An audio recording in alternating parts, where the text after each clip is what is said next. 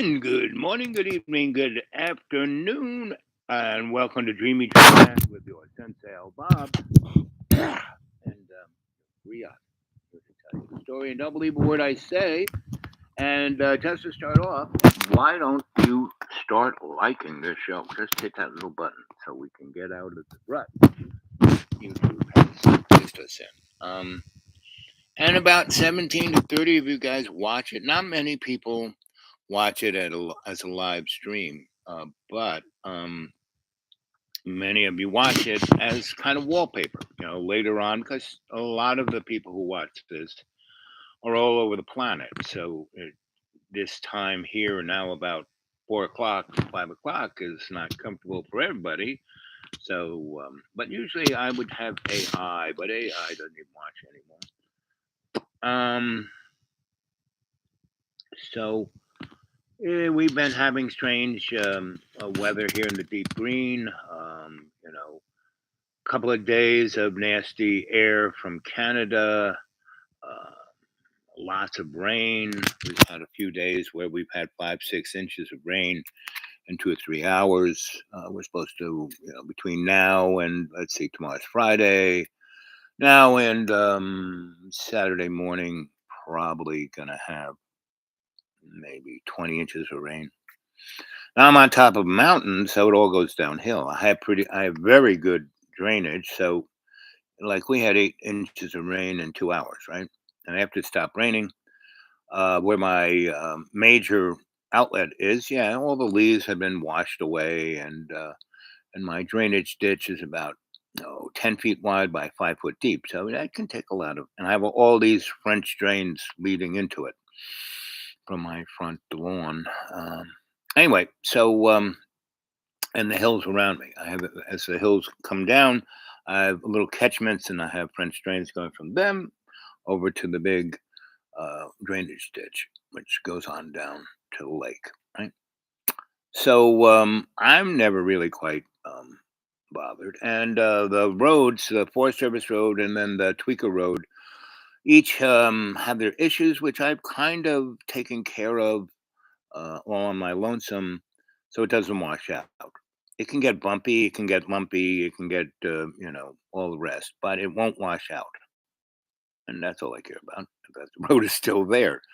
Now I go up and down it at 5 miles an hour, so I can kind of just weave around those bumps and lumps. But if you go anything more than 5 miles an hour, you're gonna hit those bumps and lumps, and you're gonna be rocking and socking.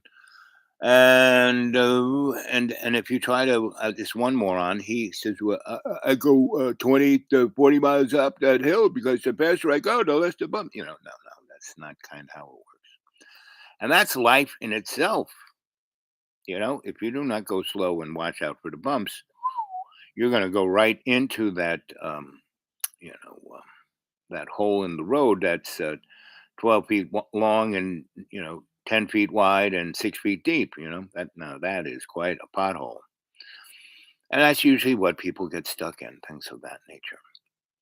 Well, you can also prepare. So I feel this little change of temperature happening, and that means a cold front is coming in, and it's been really dank and warm, so that could be a big thunderstorm. I I left the windows up hard to like air it out a little bit, and I'm going to close those windows now, and I'll be right back. So you guys just talk amongst yourselves, even though there's nobody there. Remember, send something to my PayPal, the dude awake 42 at Gmail. You want to talk to me about anything? Dude awake 42 at Gmail. I'm always here for you. I, your sensei, Al Bob. Be right back.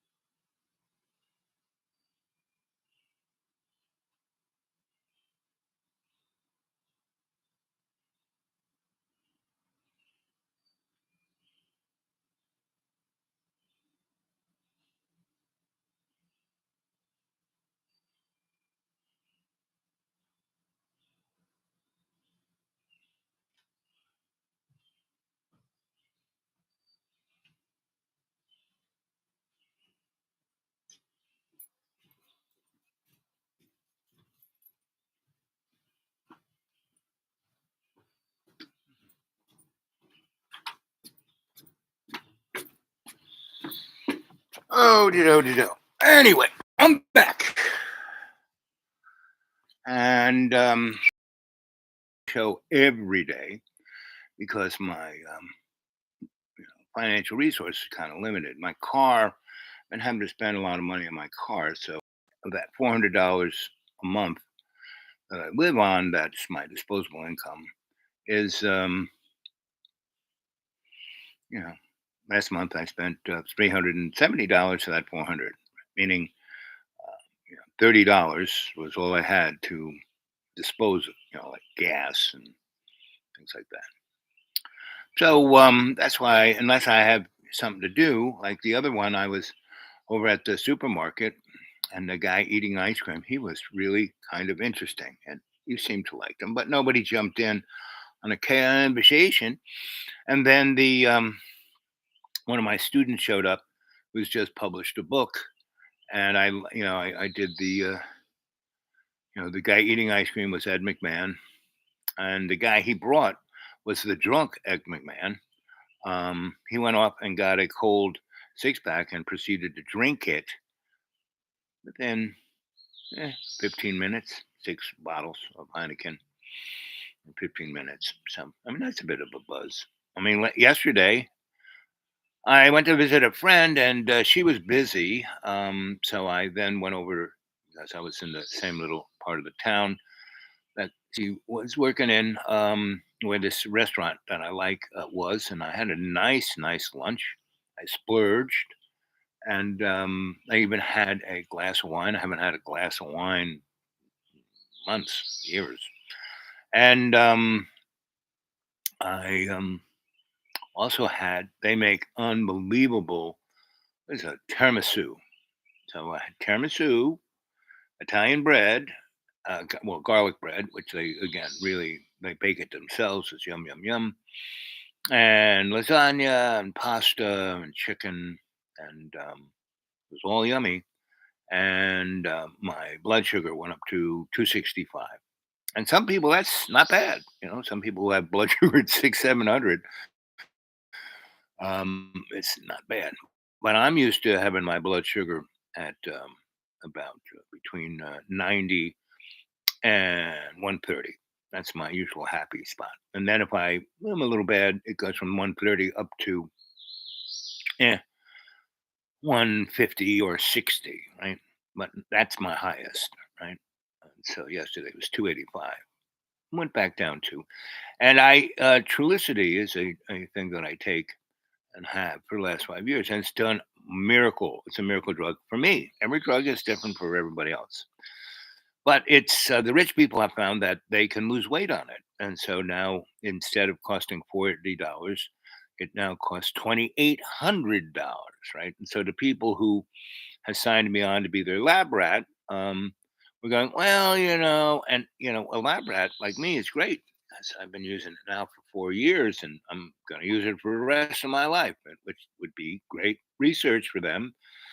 And it's great for me because twice a year they do a real deep dive into my health, and not just a singular blood panel, but endocrinologic kind of looking at me, which is great, right? And so I'm all for it. And this thing, Trulicity, is a shot once a week. So they said, "Oh, we had to sign you up." Blah blah blah. I said, "Okay." Anyway, it's been 2 months, and they're trying to make it as inconvenient for me to get back on it because legally they have to do it, and maybe they're hoping I keel over dead, but who knows? But I'm observing the national health system of what's left of it eating itself because I kind of wired myself into some good things. And for 4 years, it took very nice, care of me, right? And I make $8,000 a year. Now the U.S. Government says you're poor if you are making for a family of three, $50,000. That's you're poverty stricken, right? So three into five is what is that? 18 or something around there. So I'm at 7, and 18 to 20 is maybe individuals, that's poverty level, and I'm living like a millionaire. So I'm out here in the deep green, and where it's 50 miles to closest Walmart's, and you know that's what for 18 years kept the rich people away, right? And it's not keeping them away, but they're all showing up here, buying a property, ripping it apart, and turning this whole place not into. Um, there were 4 or 5 schmancy gated communities that were built in the 90s, early O's, right? And nobody, because they were 50 miles to the closest thing, nobody wanted that. So um,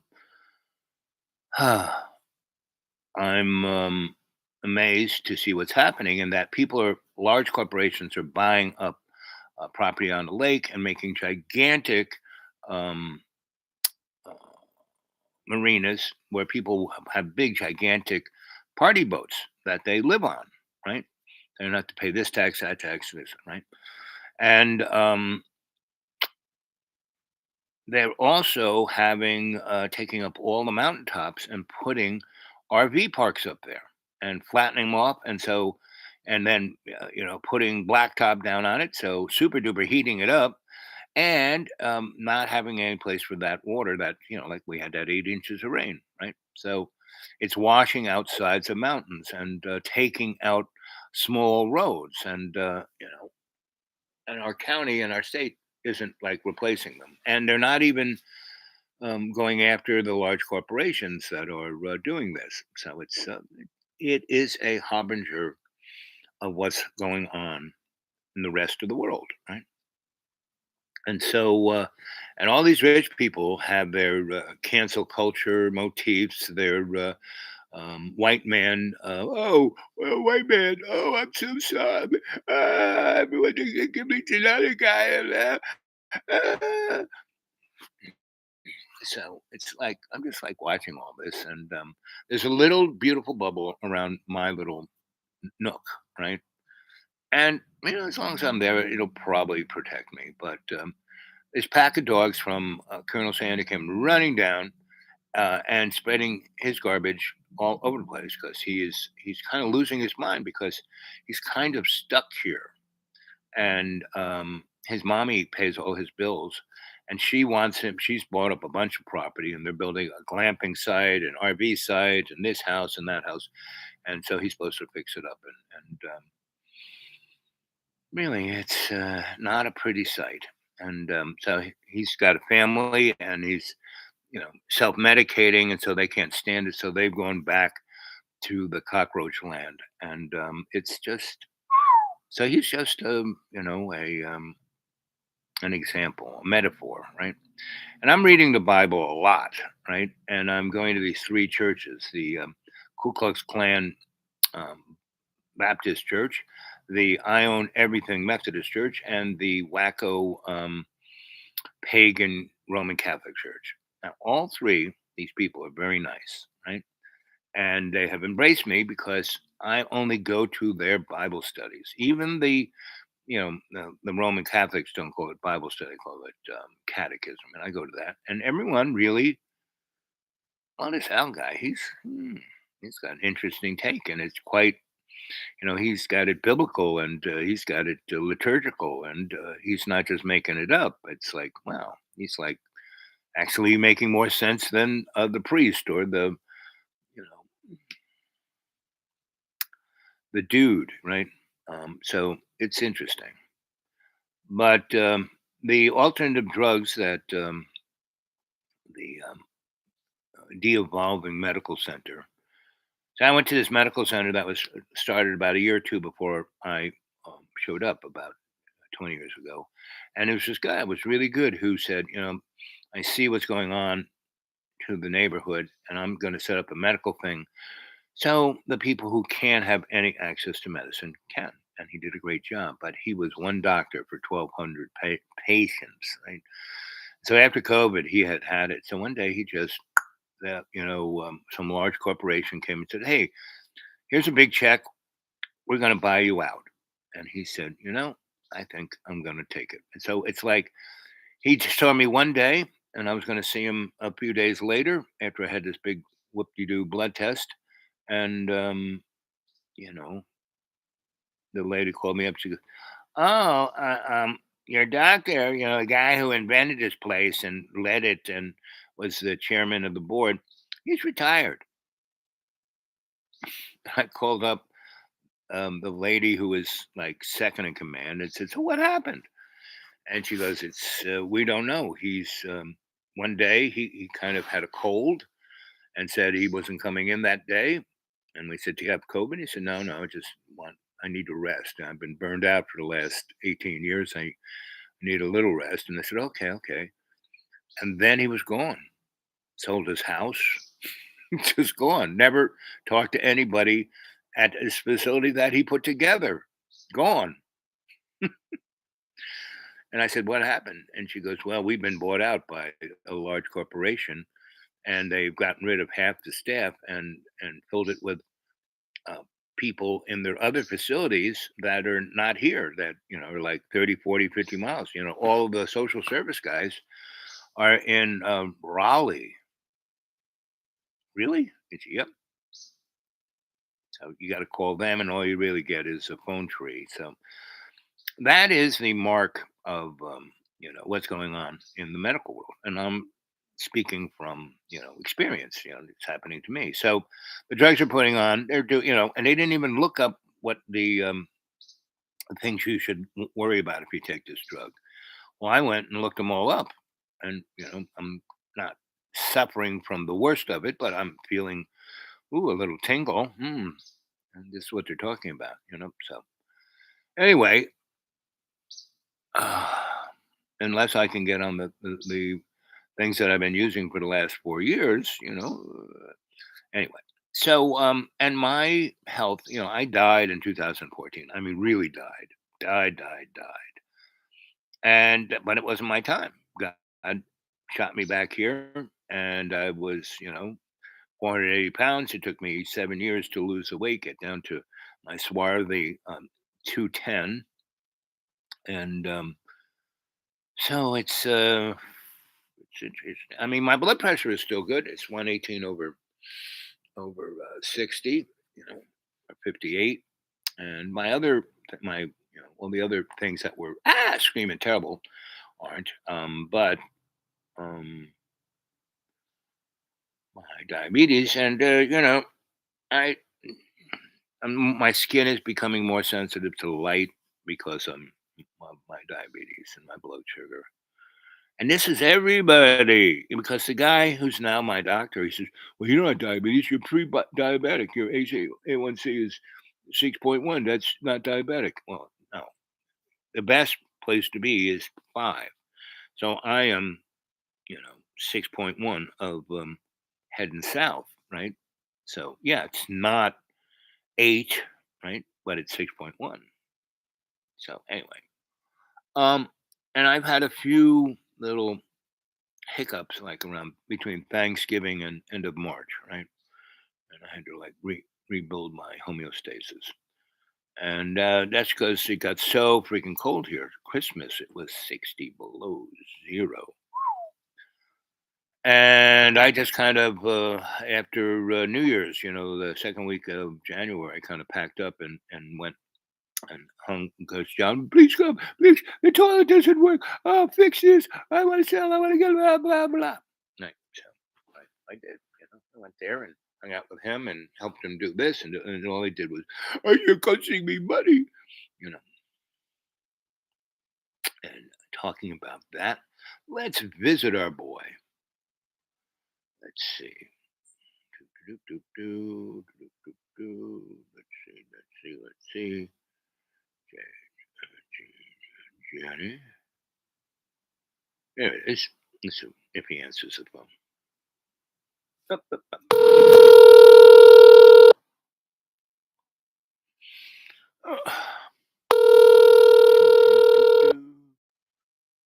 I think he's still in the school because he's still making videos. Let's see if he's doing one.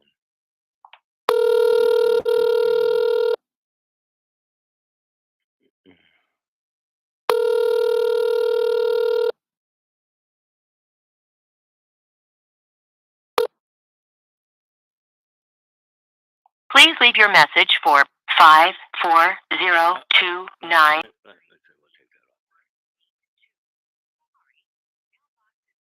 Sorry, mailbox is full.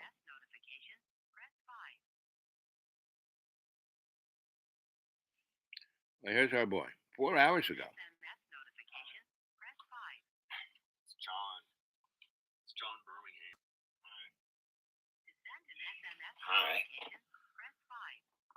Hey. Okay, there are 8 men or people, 8 people working on my house right now. And when I went out there this morning, I looked really good. I felt like a movie star. Like I looked like really amazing, and and it just felt like kind of. I think what helped me to look really younger, how I used to look, is that there's this one man and these other 2 guys who work for my dad, but there's just this one guy who does most of the uh, technical work, like using power tools and stuff. So there's no reason for me to be there right now. My dad is like the boss of these new renovations to my house. So there's no reason for me to be there just acting like this and so I'm leaving and letting them do the work, and they don't know where I am. And so they're doing work to the house, and there are like 8 people there, I think. I talked to 3 of them this morning because I had to show them where to go to remove this junk, and then there are these 2 painters. Anyway, so that's our boy, and that's all he does: talk about how good he looks and going to be an A-lister in Hollywood, and how he wants his kids back, but he hasn't really seen them in 10 years. And how hard it is to go seeing them. Oh, the travel is so terrible. Come on. Now, everyone's different. So yes, it's typical for John Boy, right? And but my attitude towards life is it can always be worse, and always someone has it worse than you do, right? So, and the best way to feel better and less angst or body dysmorphic, as our boy continues to complain about, is to be there for other people. So when I go out and about to go to the doctors or this or that, I usually see like that you video that I did the other day at the supermarket, in the sandwich room. It was a guy who had bought, let's see, he had 4 bags times 2, 8. He had about 20 gallons of ice cream and sherbet, and he had them in paper bags instead, again, the plastic bag. And he's smart. So I said, because paper bag acts like a ice, you know, chest, right? Keeps things cooler. Anyway, so um, he's eating. He's got this big thing of it was called Party Time. It was chocolate and coffee and cherry and strawberry and a few other, and he's just eating it up, right? And we start talking, and if you go watch the video, you can see it, right? And he had quite an interesting world view. Now, people would say he's a homeless guy or insane or any of the above. And he looked Quasimodo. He had a gigantic lump in his back. He was like that, right? And at first, I thought it was just he was so enamored with his ice cream, right? But no, he got up and kind of moved something. And I said, whoa. And he never complained about, because, then I just kind of looked at his body language, and this guy's got some serious, compared to me, I am, Arnold Schwarzenegger. And so this guy has some serious, serious, serious um, physical problems. And he's been through some serious, you don't get that way unless you have been beat down your whole friggin' life. And he has been, seriously. So we talked about everything, and I didn't want to get too close, So I inched my way over with my table, and kept the camera on the both of us, and microphone kind of pointed towards him. So, but and he's smart enough to realize what I was doing, but I wasn't really, um, you know, getting in his face about it, right?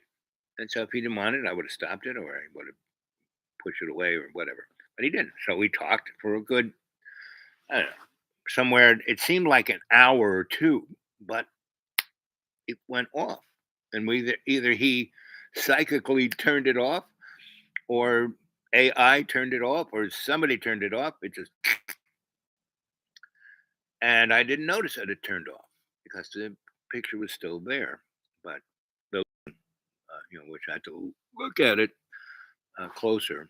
Um, anyway, and then my student who showed up, Mojo, Master of Joy, and that's I call him Minister of Fun. I ordained him as a Minister of Fun, and then at a certain point in my teaching of him, I got him to, you know, liturgically look up what those two words meant, from English to Old English to Greek to Hebrew to Sumerian to, right?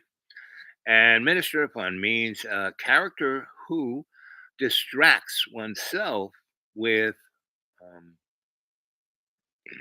sin, basically. And now, what is sin? Sin is anything that disconnects us from God's love.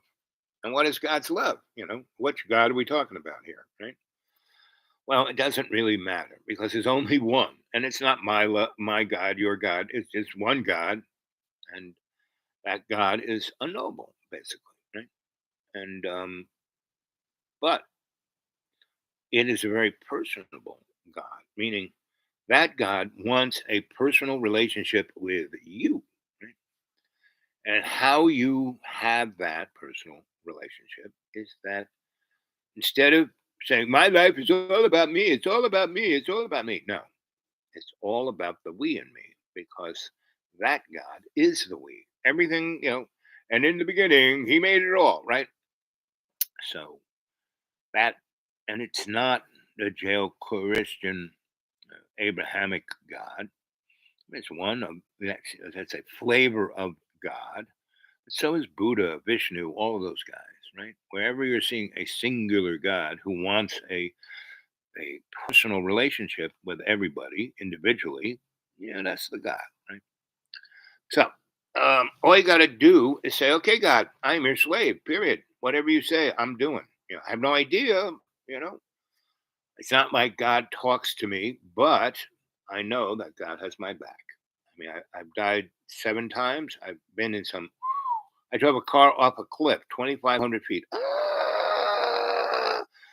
And what was really interesting, I was driving this guy's van, right? And for the longest time, he was like driving and driving and driving and driving. He wouldn't let me drive because he was angst that I would get into an accident, right? And we were pulling a gigantic load behind it. It was a Ford Econoline van, V8, pretty powerful.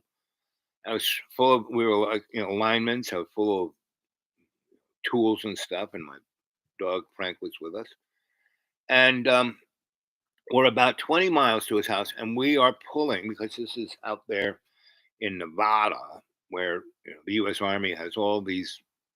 It's desert, so they got planes and boats and tanks and trucks just sitting out there. If we need them, we got them, right? And they basically, after a certain amount of time, they auction them off, right? And so this guy had gotten what is known as a deuce and a half, a gigantic army truck, right? Let's see, two times that, like 8 wheels and two, not, a 10-wheel vehicle, right? And they all had drive. I mean, this thing could go through anything, right? It was the next step is to have it tread. And this truck, you could put a tread on it, right? But it didn't come with a tread. So anyway, we went off. He bought it at this auction for nothing. And he had to get it to, because it was a different state. They didn't give him, they gave him like a title. They didn't give him, it's an army. They didn't give him, military tags. He had to tow it to where he was going to have it and then go into the DMV of his neighborhood and get tags for him. So, and he had to tow it. He couldn't just take the paperwork, because once he bought it and got the title, if he didn't take it off the property, they were just going to scrap it or sell it to somebody else. You had to take it. So we're towing it, and we're using cable that we used to pull up gigantic towers. I mean, aircraft cable this big, hold up the Golden Gate Bridge. And so we make a trailer hitch out of this stuff, and we tie, and I'm steering behind it in the truck. It got to a point where he stopped and he goes, let's just tie off the wheel, and that way it'll actually be a lot easier. I mean, we got out of the mountains, and we got flat land for the next 800 miles, and then we'll just have a little bit of mountainishness that would just go up and over, and that's where I live. And so why don't we just tie off the steering wheel and drive? I said, sounds good to me. So we did, and we drove and drove and drove. I slept, you know, but he wouldn't. I said, "You want me to drive?" No, no, no. I can't trust you. Okay. So we're driving and driving and driving, and we get to maybe 30 miles from his house, and we're going up this hill, and he's driven all night long. I wake up, it's like maybe 7 in the morning, 8 in the morning, and we stop at a diner, and he says, "Why don't you get something to eat? And I'm going to take a little nap, and then I'm going to come and get something to eat, and we'll see how it is."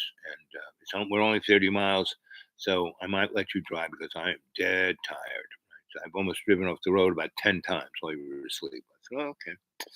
So I'll go have breakfast, a cup of coffee. Frank's out there, sharing breakfast with me. He comes, goes, "I'm not hungry. Let's go. I just want to go.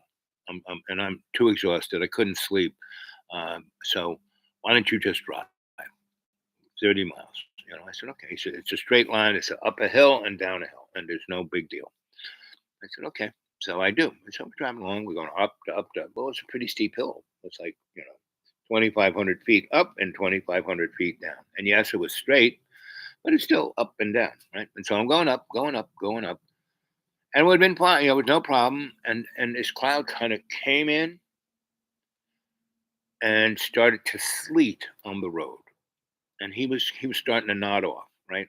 The drone and the thing, and him not driving, and it's just a straight line. We're only 30 miles from the house, and he's you know snoring. Frank's asleep. I'm driving, and we going up, and the wheels. This is an Econoline dragging like a deuce and 4 tons, right? And so I can hear the Econoline wheels, and I only have two driving wheels, not even four, two, and it's like they're like right, and all it's doing is kind of turning whatever, and we're slowing down, slowing down, slowing down, and we get up. I said, "Okay, good. We're getting up to the top. We're getting up to the top," and we start to come down. We start to come down, and we're coming and coming, and it's like it's kind of, we're on top of this mountain, so this kind of rolls down into the valley. This is a cliff, right? And so as we're coming down, we're coming down. Again, I put it in low. I'm trying to, but this big thing behind us is pushing, pushing, pushing, and it's still sleeting, sleeting, sleeting, and now it's icing, icing, icing, because the cold air is hitting that sleet that had hit the. And all of a sudden, vehicles do this, start going around, and it's like, and I'm trying every little thing I can do. I'm trying not to hit the brakes. I'm trying not to like really go crazy with the steering wheel. I'm trying to just get it, because I'm still kind of keeping it going down the hill, and it's only maybe 3 miles to where it's going to be flat. So if I can get down those 3 miles, but there's one place where the road does this, this. And we're getting there, and we're now, instead of doing like 5 miles an hour like we were going up, we're now doing about 40, right? And I'm not hitting the brakes. I got it in super low, and it's still, and the motor is like freaking out, and I basically, um, again, it's wanting to do this kind of thing, oscillation, and I have to make this little thing, and so I try to, and it just whips the big truck around, and it rips the back of the Econoline off, right? Because those cables, they're not going to give. The aluminum, and this, trailer hitch wasn't like, I don't know what it was, but it surely wasn't attached to the whole vehicle. It just ripped the back of the Econoline off. And the guy's still asleep. So is Frank, right? And it slingshots us right off the cliff, right? And there was, metal guardrail, not even close, just bang right through it. And it's like, ooh, up in the air. And I got my hands on the wheel, and I'm looking at, oh my God, that's like down 2,500 feet, that, cliff, right? And we go, oh, and all of a sudden, so it's like this, and all of a sudden, bang, there's an outcropping, right? And the Econoline smashes straight into it, and it's vertical, goes bang right into it.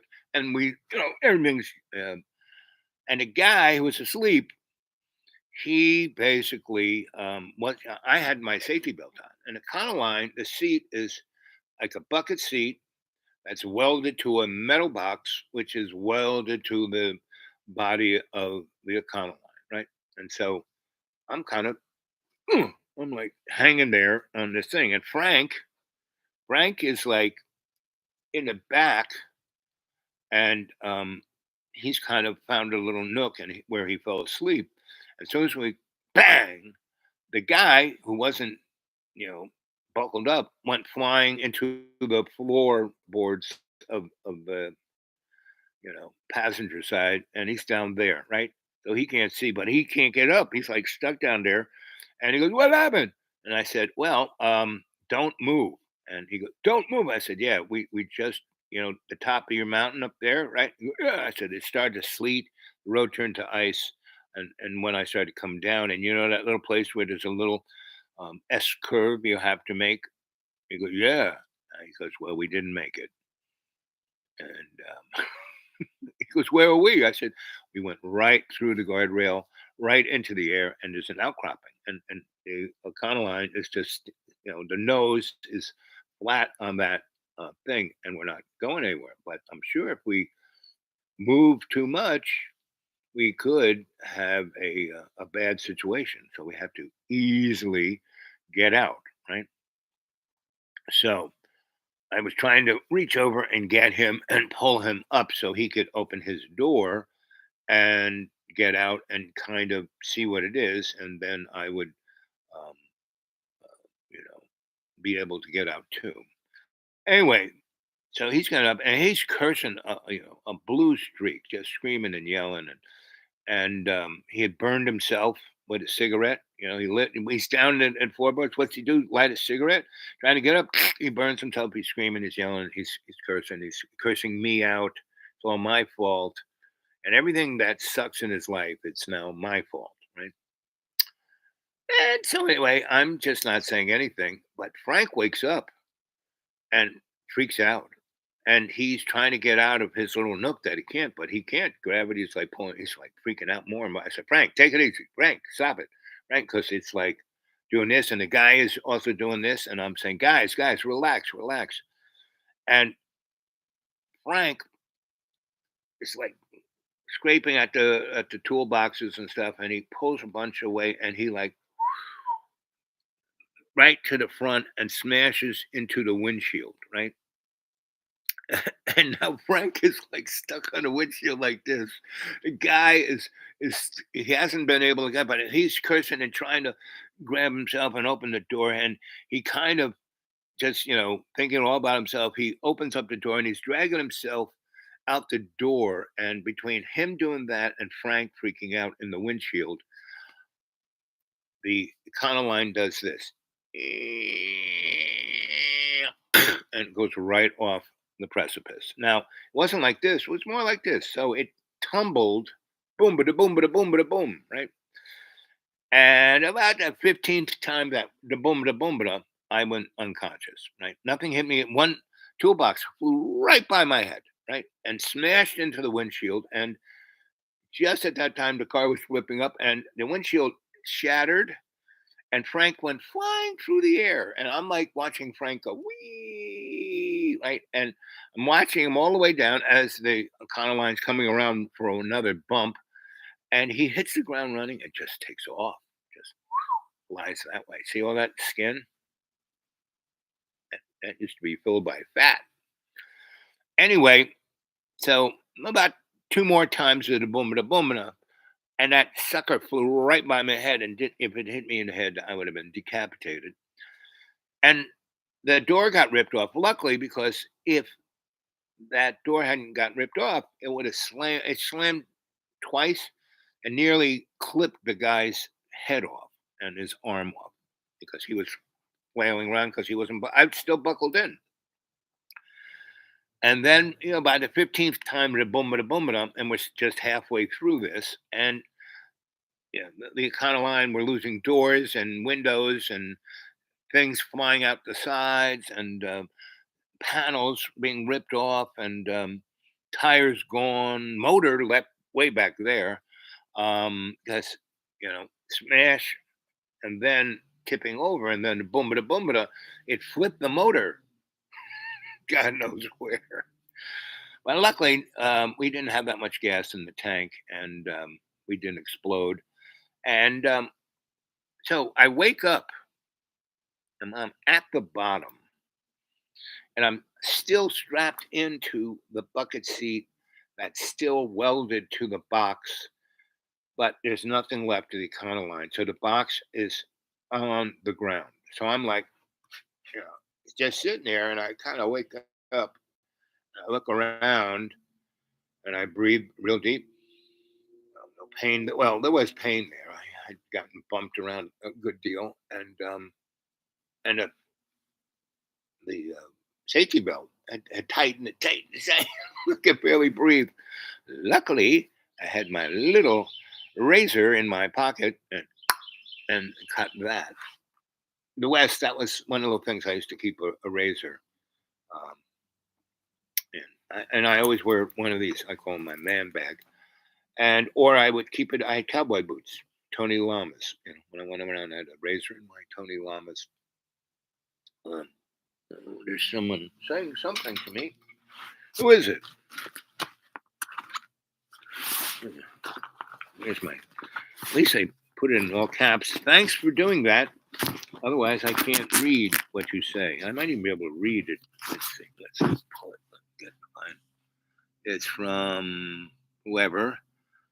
Have you considered being something dog? Oh, that's that guy.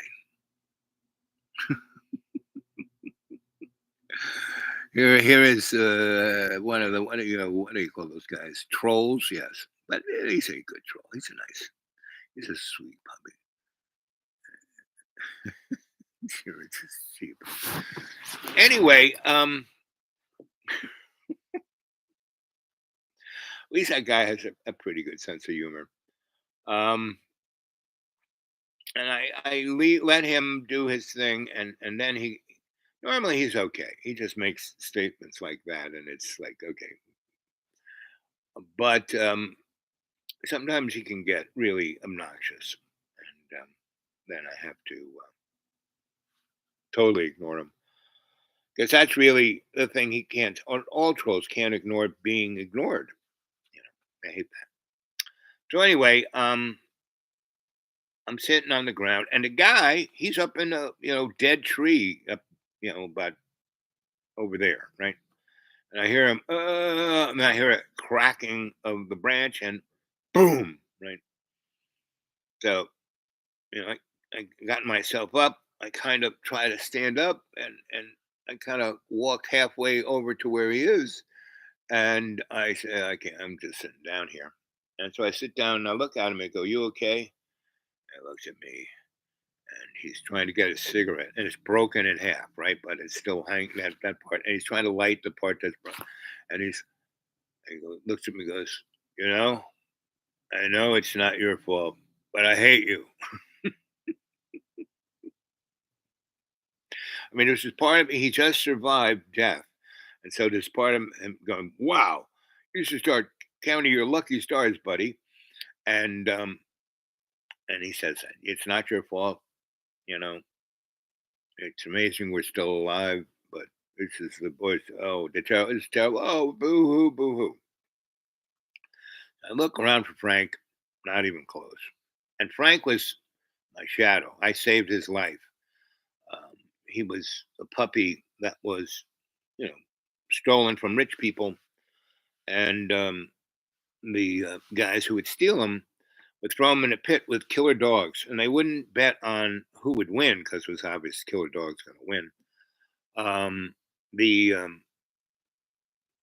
thing was how long, how long it would take to kill the dog. You bet on how long. Right?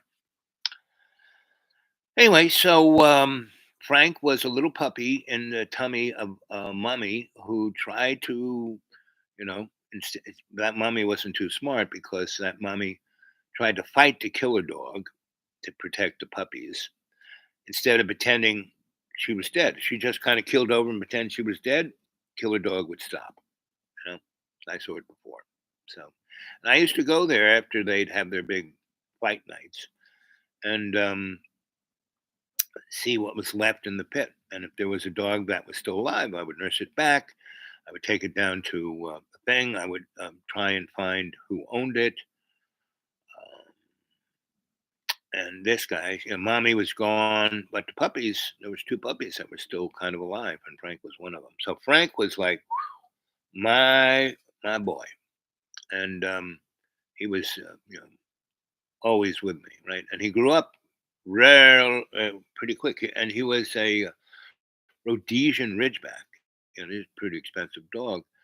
So he was like a dog that was bred to go mano a mano with lions, right? So, and to die for his master, right? So that was Frank. And the other puppy, um, there was the guy who picked me up outside of Santa Fe, and I went all the way to Albuquerque with him, and then fixed up his houses and his storefront. He took the other dog, and liked that dog. So those they were brother and sister, and Frank was my boy. And then when I kind of moved on from being with that guy, I took Frank. He kept sister dog. And, anyway, so Frank was my boy, and again, so I left that neighborhood, so I no longer had other dogs. I just had Frank, and so I look around and Frank's not there, and that's it's pretty amazing because I saw him hit the ground and run. So maybe he's running for help, or who knows? Where's Timmy? Lassie, where's Timmy? So we kind of figure out that actually we survived without breaking a bone. We were sore, we had black and blues everywhere, but seemingly we had no internal, you know, things awry and no, whatever. So anyway, we crawled up that hill and got to the road and was sitting there. And, what was truly amazing when I came awake, all of the storm had gone. It was sunny. It was nice, right? And so we crawled up there. It was sunny and nice, and it was winter, so it wasn't like super hot.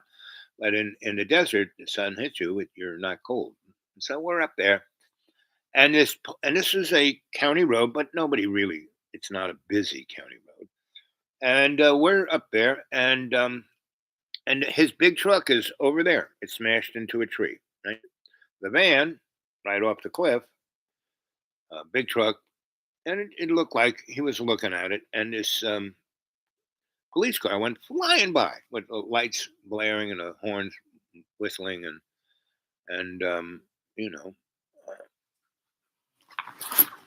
this, and he hit the brakes. He backed up. He looked at, the guardrail. He looked at me, all black and blue, side of the road, and he said, "We got out." He came over to me. He said, "You okay?" I said, "Well, I'm a little banged up." He said, "What happened?" I said, "We were towing that thing, and the back of the Econoline was still stuck to the, a deuce and a half, and big hole in the guardrail, and um,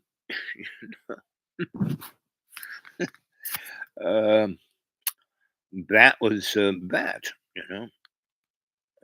Boo-doo-boo-boo.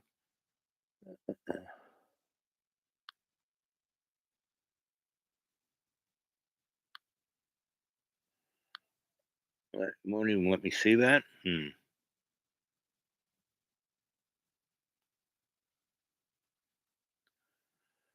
Anyway,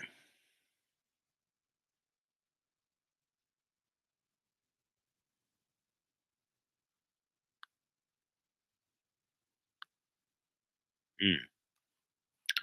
Anyway, so the cop, took our statement, uh,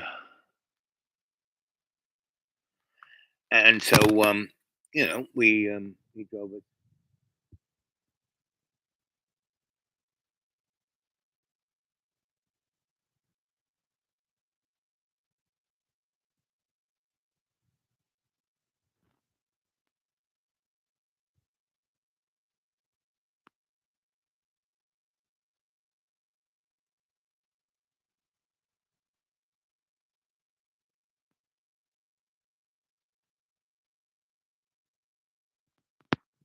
the- This guy, Yo, you, um, got, he contacted me on the Dude Awake 42 at Gmail, and he was despondent, and he wanted to, I want to kill myself, and he wanted somebody to talk to, and I talked to him, and for a good, 3 or 4 months, I was his bud, and we would talk, and he was not quite sure. I think Maryland. Anyway, he came from a quite, well-to-do family. He was in his 40s. He had, different things wrong with him that who knows whether they were or the doctors were just taking advantage, blah, blah, blah. But he had an opinion on everything. And, he hated his mother, who was the bane of his existence, his father. He wished he'd kill himself. And he was, it was just a negative tone about everything, right? And that's Gertrude here, right? And as I was listening, and I said to you said Yo, and she why call me Yo. I said, well, because you're up and down, up and down, up and down. You have no, and he was a Libra, so that's why he was up and down, up and down. Said you need something outside yourself, and because well, I want to be a woman, right? So that's why he's Gertrude. And that's fine. If you're transgendered, if you're LGBTQSTMOUSE, that's fine. And it's no big deal. It's not basically humanity. There is no normal. There's a gradating scale. It's just wherever you are on that gradating scale. I'm the, Sensei Al Bob Griot point of the scale. That's me. So, um, and so I'm not going to get upset with this guy. Um, Actually, I feel for the guy. Well, I've never been in his predicament. Never hated myself. I never really blamed anybody for anything because it's my observation of things is that everything is an opportunity for a positive. I mean, I died. I was like 240 pounds overweight. Everyone said, "Well, we're gonna have to cut your legs off, do open heart surgery, blah blah, blah, and you'll die anyway." And I said, "No." And so it took me 7 years to lose all that weight, and and part of it was not just being meticulous about my diet, etc., but it was putting myself in a position to help other people, and I did. right?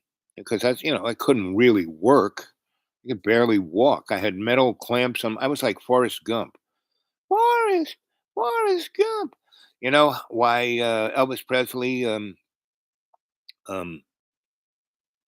he would swivel his hips? Because of Forrest Gump.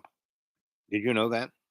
You know, Forrest met him on the side of the road, and he was playing his guitar, and Forrest, had the clamps on his legs, so he couldn't really move, and so the one thing he could do was kind of swivel his hips. Uh,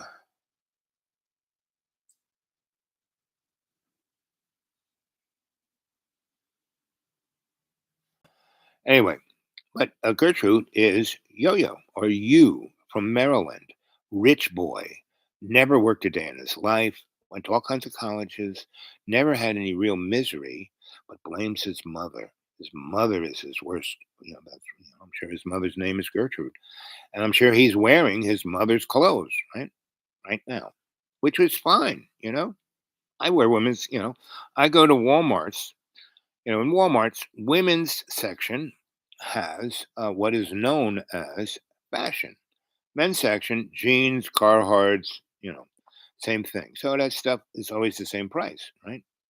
Whereas women's stuff, because it circulates, every 4, 5, 6 weeks, they have a new truckload of new fashion in. And so they got to get rid of the stuff that hasn't sold. So that pair of pants, that shirt, that jacket, that blouse, that was 18, 30 bucks when it first went on the hanger, is now in the middle of the aisle on a roller thing on sale for 50 cents. You know, they have these great women have these great pants, super soft and smooth, and they're made out of some space age material that you put them on in the winter. They are toasty warm. In the summer, they are cool. It's like wearing a dashiki.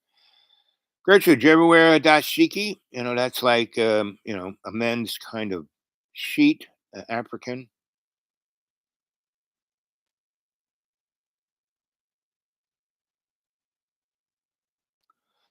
Yeah, and these men's pants that kind of clingy. They're almost like um, pantyhose, but they're not. You know, they're pants, and they have wild, crazy, colorful patterns on them. Which I like. Right, so I wear those, and pretty much whenever I hang in places, usually they are holler places. So there are all these guys in Carhartts, uh, manly men, and I can see them longingly wishing that they could be wearing the clothes I do. And women like them too. I've had many, many comments by women. I've had a number of girlfriends who became my girlfriend because of those clothes. They look at me, kind of go, and then we start. She goes, "Where'd you get that? That's really." I said, "I got it. I bought this at Walmart's for 50 cents." What? I said, "Oh yeah, they were on sale, the clearance." And I explained just like I explained to you, and what? And and then they would always make the comment. So like many men have made the comment, "Boy, you must be confident about your masculinity to wear a pink hat." So you know what pink is? Uh, Homo sapiens sapiens. One of the things we see colors in a RGB way, right? And red, green, blue, right? And white and black on either end. And so I was part of a Harvard color study, and what that was to see the effect of colors on people, right?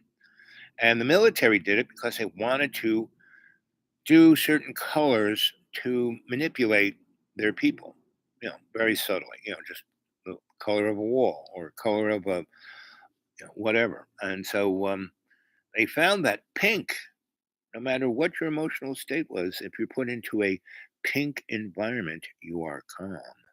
That's why women have been drawn to it because they put it on and it mellows out the male moron. So I wear it, and the male moron kind of, and the conversations I've had with more than one holler guy spitting tobacco and it drooling out his lip. God, boy, you are confident about your masculinity, which I could wear pink. And that's you boy, right? So you boy has to constantly. So every time I kind of give him any kind of attention and tell him his story, he you know runs away and hides for a while and comes back as a different persona, which is fine. You know. And good morning, good evening, and good afternoon. Hey, Yo Yo, I mean, you're a rich kid. Why don't you put something in my PayPal? You can do that. Remember, kids, get a hold of me at the dudeawake42 at Gmail. Want to put something in the old PayPal? Dudeawake42 at Gmail, right? And I got more shows. Oh, he left, right? See, he left. So let's see.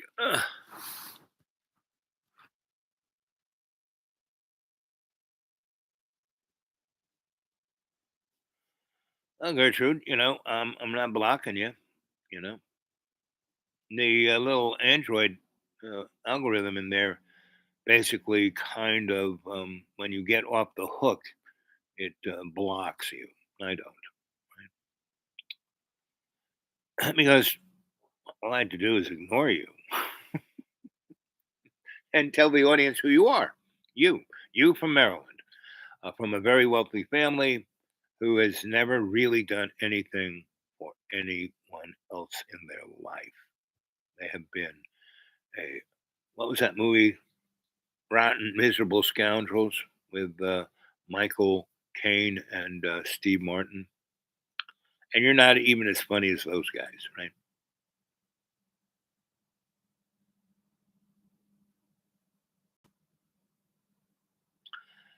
Anyway,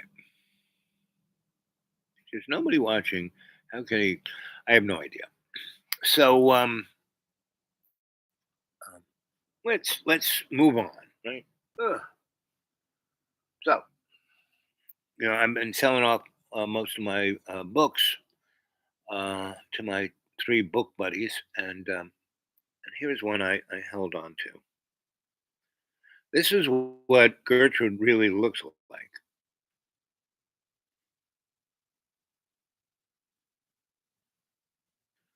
This is Gertrude, and this is an image of you know Oscar Wilde's picture of Dorian Gray. Right? That's Gertrude.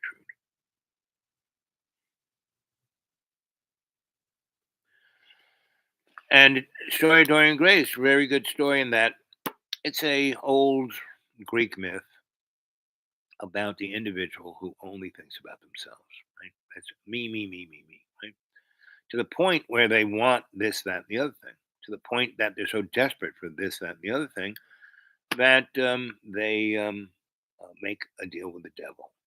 And now, if you go to church, if you study the Bible with folk, um,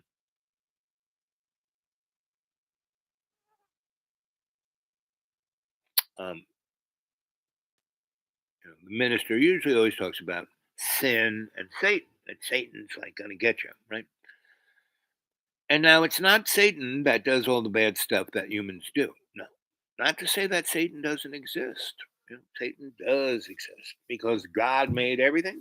God made Satan, and God has a reason for everything that God does. And why have Satan? Because if we have this free will, but we were placed in this thing called the Garden of Eden, where everything was great. Eat anything you want except for that tree over there, and you are in charge of everything, right?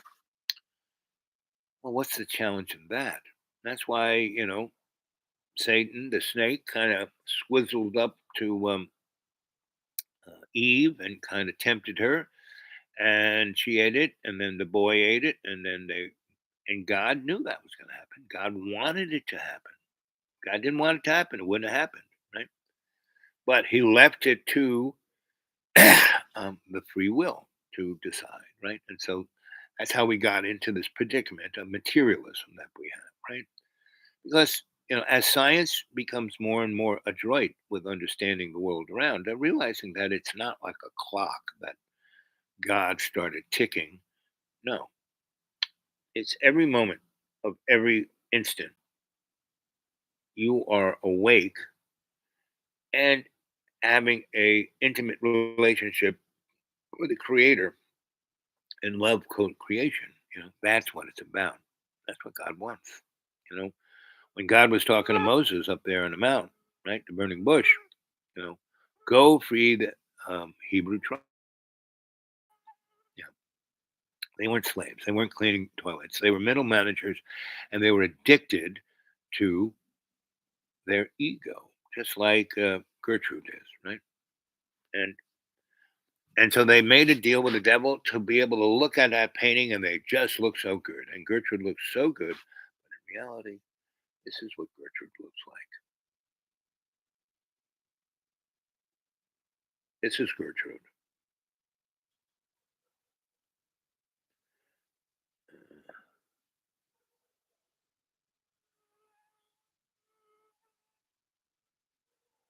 Yep. So Brandon, talking to Yu, a rich boy from Maryland, who is having to.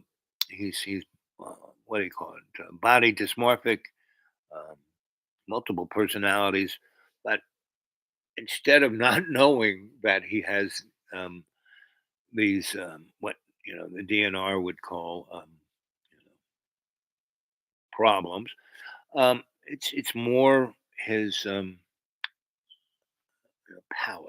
Right? Sounds like my ex. No judgment here. Um, so talking about God and why we're here and what free will is, and that God told Moses to go free the Hebrew tribes from Egypt, and they weren't really slaves. They weren't just cleaning toilets. They were middle managers, and the thing that they were a slave to was their ego, right? And that's why Moses was picked. Moses was not a great orator. That's why he brought what's his name with him to speak.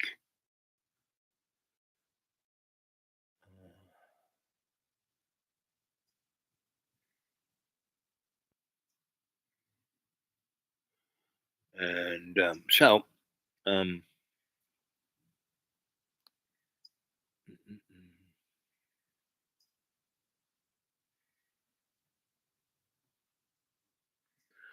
we're not fated or free, right? Well, Gertrude's a great example. Gertrude, has a choice, but seems to be fated to suffer, to be this character right here. Gertrude seems to be fated, but chooses to, because at any point he could tack away from that, right?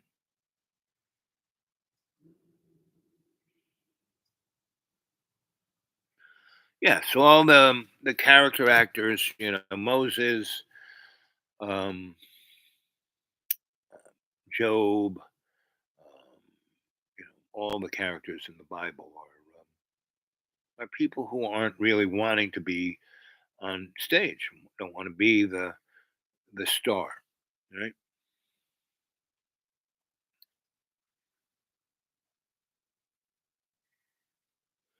That picture is Dorian Gray. I was going through. I'm getting rid of my library and heading them off to my three book friends, and so I kept a few. And I love Oscar Wilde. So can I read this? This is a great statement Oscar Wilde made, and it has been my nom de plume. My let's see. Can I read this? No, it's maybe. The artist is the creature. No, the artist creates. No, no. The artist is the creator of beautiful things. To reveal art, conceal the artist is the artist's aim. Meaning, when the artist makes the artist does not want to look at me, look at me. The artist is this beautiful thing. That is a physical representation of that love's co-creation. Yep, yep, Dorian Gray. Right? And so this is the picture of Dorian Gray, the preface.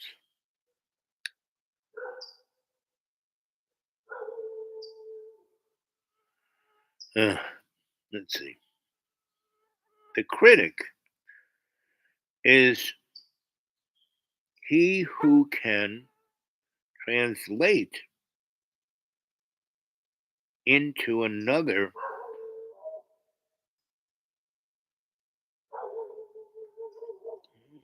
why do they make it such small print? Without a flashlight, I can't read this because it's getting darker and darker. Into another mm, or a new material, his impression of beautiful things, right? So the critique, not so much the critic, but the critique is to take that beautiful thing the artist made and put it into another frame that others can appreciate, right?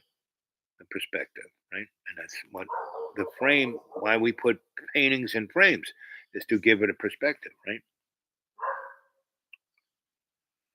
Uh,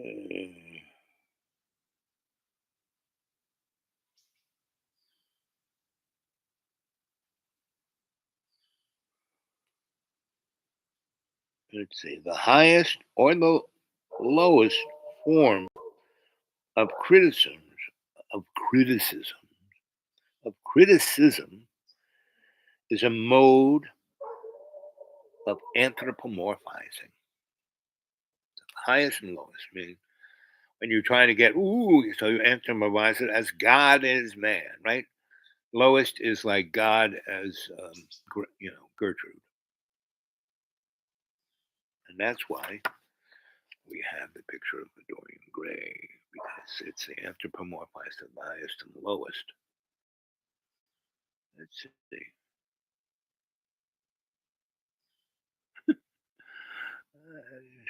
Some level.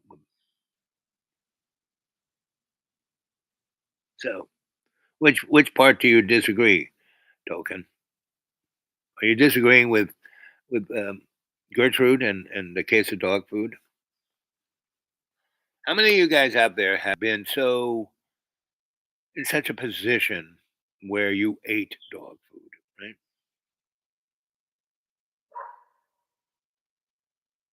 Yeah, I really appreciate Oscar Wilde, and so he, you know, he was a guy who was his whole childhood, everything. He, you know, he went to the great schools, did really well. He went to Trinity in Dublin, my alma mater. He went to Oxford, my alma mater.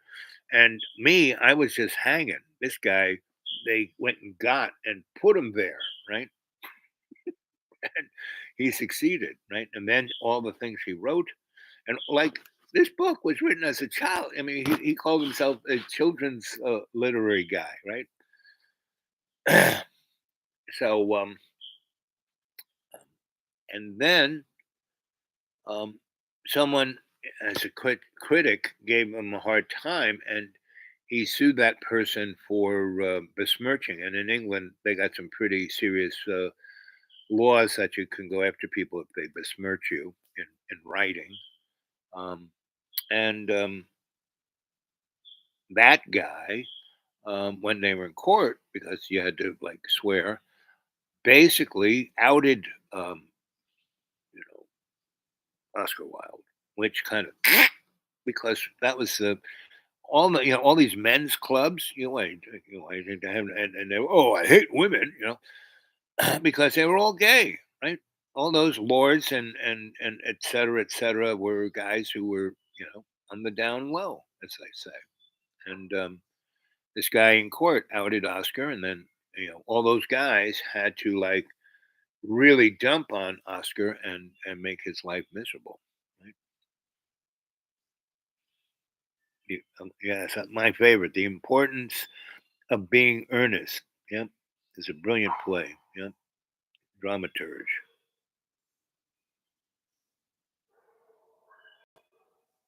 Yeah, the court is basically a stage. The court, right? What is a court? It's like a tennis court, you know, and and the two lawyers bat the ball of law back and forth. You know, essentially theater. Yep. And you ever in a courtroom? It looks just like a theater, right?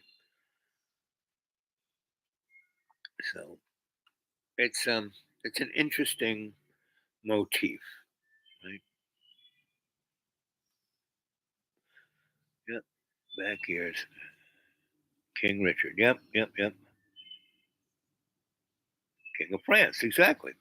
Bing bong, bing bong, bing. It's like pong. So come on, guys. How about some thumbs up? I want this algorithm to get a little more thumbs uppy, right?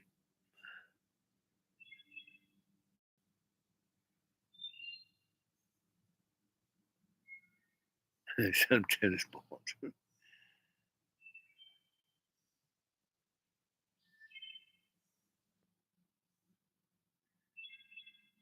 Yep, we're having one of our famous salons right now. Yeah.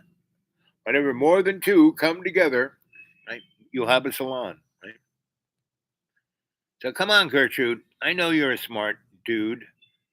Uh, you don't let Mr. Tolkien here carry the whole um, conversation. Right? Get outside of your slings and arrows. Right?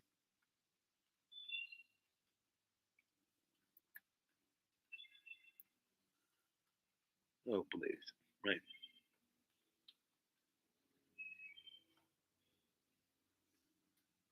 Yeah.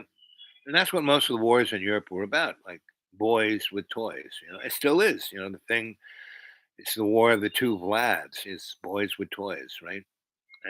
And other elements outside the chessboard in influencing for their own reasons this war.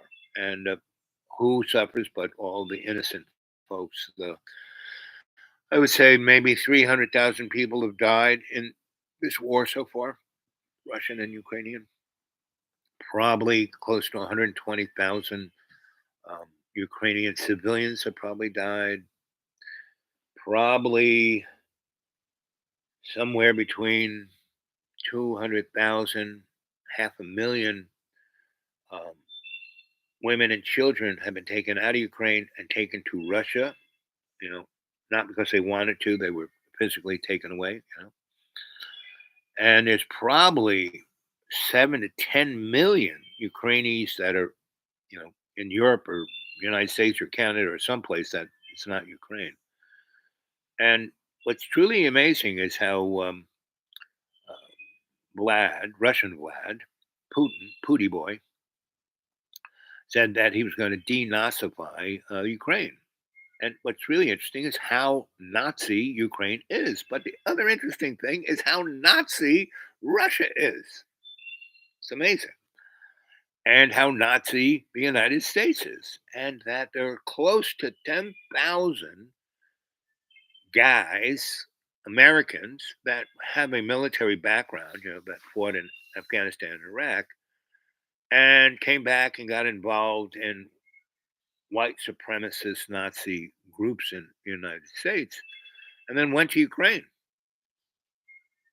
And what's very interesting is this is very similar to what happened in Afghanistan with the Russians' invasion and then the Mujahideen and became Al Qaeda. Same thing, right? So who knows what's going to come out of the laboratory, the Frankenstein monster that's going to come out of Ukraine. And the other interesting thing is um, we are flooding Europe with so many weapons, and about a third of them, because they're not going straight into Ukraine, they're going to all of these Poland and this place and that place. through third and fourth parties. Very similar. This is the same kind of weapons boat that Iran Contra was. We wanted to support the Contras, and the Congress said no, and so we had to do it. Out of the instead of Congress doing it, it came out of the basement of the White House with Ollie North and General Secord, who was the guy who kept the Ayatollah Khomeini in Paris all those years of the Shah as the foil for keeping the Shah in line with us. So it's a very interesting situation when you look at the world view, and it's just our little salon here. Oh, there are now three of us, and one thumbs up. How about some more thumbs up? Our little salon here is again a microcosm of the freaking world, you know. And again, it's neither good nor bad. It's just what it is, You is not the evil Satan devil, Gracie is not. Hey, say goodnight, Gracie. Gracie is not evil or bad. It's just Gracie has been self-indulgent its whole life.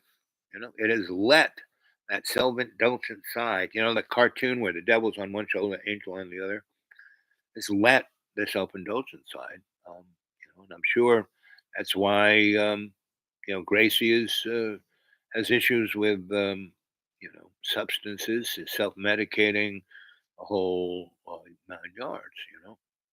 And I can empathize. I had this motif. Oh, the sun is coming out. Look at that. And I have this motif where I want to know. Knowledge is one of my things that I'm drawn to, right? And that's my whole life has been spent navigating myself into situations where I'm like, wow, look at this. I'll study this, right? And one of the things I studied was hedonism and the corporate structure and how and so between 2004 and 2014, when I dined a plate of linguine at an extraordinarily fancy restaurant in Miami, and I was weighing 480 pounds. I mean, I was taken, God kept saying, go for it, kid. How can you know what hedonism is unless you really know what it is? So I did. And I've done that my whole life. And I do have certain guardrails, right? I have my three things that I live by. Doctor, do no harm. Don't get involved unless you're going in with a workable exit strategy and you're going in to save, not save, but protect the innocents, right? You can't save them, but you can protect them. You can get them out of harm's way, right?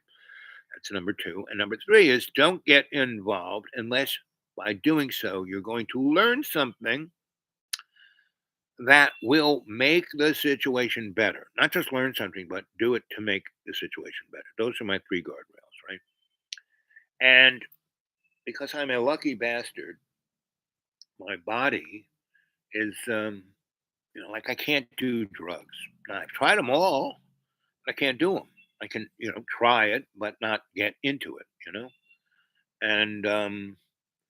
And the one, I actually died from smoking marijuana. Who dies from smoking marijuana?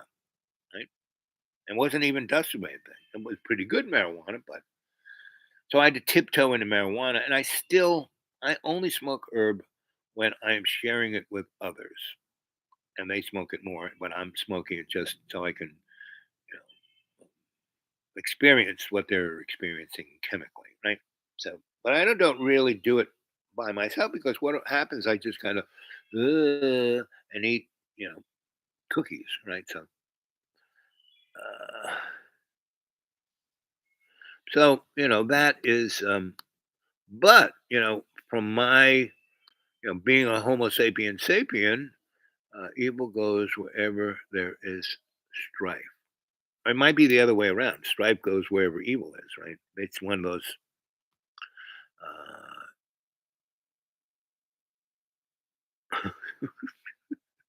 Gertrude, ah, this Hmm. I was living down there in that period. Yeah, it's not a big deal for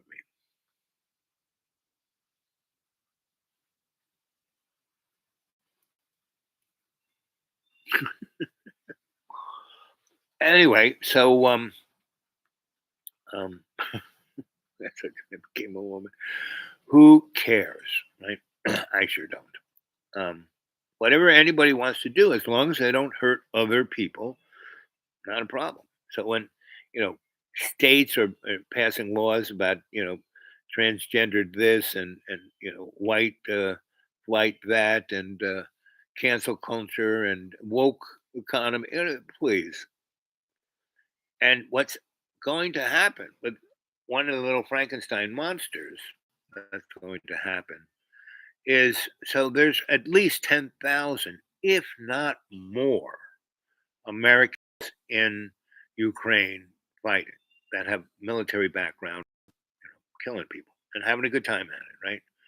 And there's at least a third of that $1 trillion worth of weapons that has not gone on the front lines. That has kind of been diverged other places.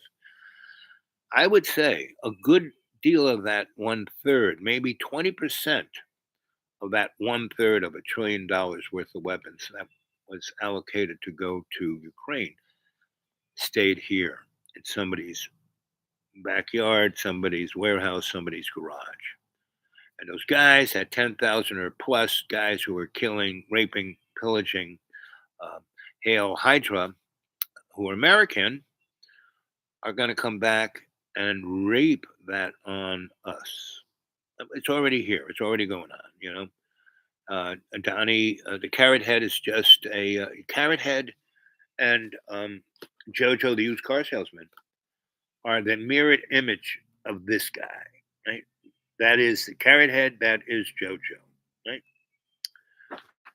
And they don't give two flips about anybody but themselves, right? And so, you know, and that's what our life is. It's this representation of this dynamic where people either learn to that their real essence is love co-creation, or they just get stuck in this mirror that Hamlet said was tomorrow and tomorrow and tomorrow and tomorrow and tomorrow. And that's what you look like, and that's why Dorian Gray at a certain point couldn't take it anymore, and it just took a knife to that painting and destroyed it. And when he did, no longer looked like that good guy that everyone saw in that painting. This is because when he would look at that painting, this is the guy he would see. That's not the guy I see when I look in a mirror. This is the guy I see. You're happy-go-lucky, lucky bastard, Sensei Al Bob. You're Griot, here to tell you a story. And don't believe a word I say. Could you name your top Billy Joel songs? Yes, yes, yes, yes. Boy, could I ever. First off, everything on the Piano Man, right? So that's like top 10 right there. Um,